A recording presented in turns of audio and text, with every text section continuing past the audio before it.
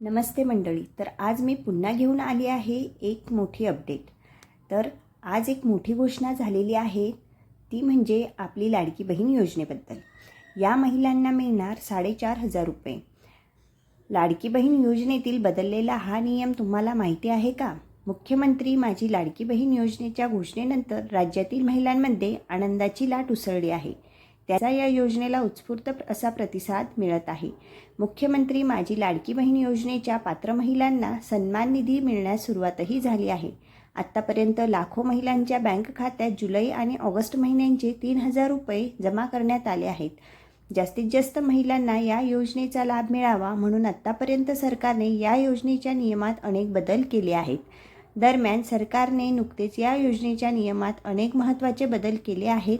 यातील एक प्रमुख बदलाचा राज्यातील लाखो महिलांना फायदा होणार आहे.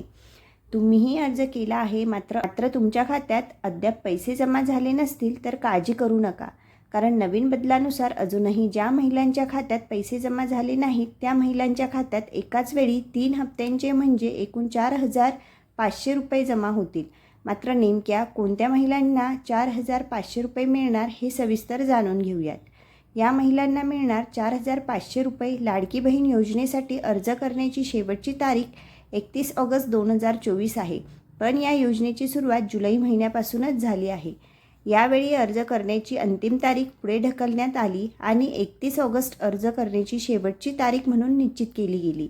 अशा परिस्थितीत ज्या महिलांनी जुलै महिन्यात किंवा 17 ऑगस्टपूर्वी अर्ज केले आहेत त्या 2 हप्त्यांचे पैसे म्हणजेच 1,500 नुसार 3,000 रुपयांचा पहिला हप्ता मिळाला आहे. महिला 31 ऑगस्टपर्यंत अर्ज करणार त्यांना सप्टेंबर महिन्यांसह जुलै आणि ऑगस्ट असे 3 महिन्यांचे हप्ते मिळणार आहेत. तर एकाच वेळी महिलांच्या खात्यात 3 हप्त्यांचे म्हणजेच एकूण 4,500 रुपये जमा होतील. नंतरसुद्धा ही योजना सुरू राहणार असून महिलांना दरमहा 1,500 रुपये मिळणार असल्याची माहिती मुख्यमंत्री एकनाथ शिंदे यांनी दिली आहे.